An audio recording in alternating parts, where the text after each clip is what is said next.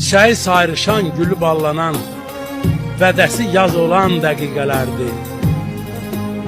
Nəğmə ilə dodağın, qızla bulağın arası saz olan dəqiqələrdir.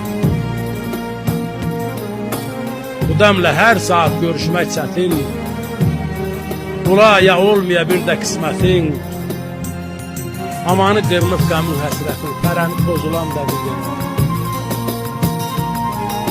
Kaman xoş dillənib, ney xoş olubdur,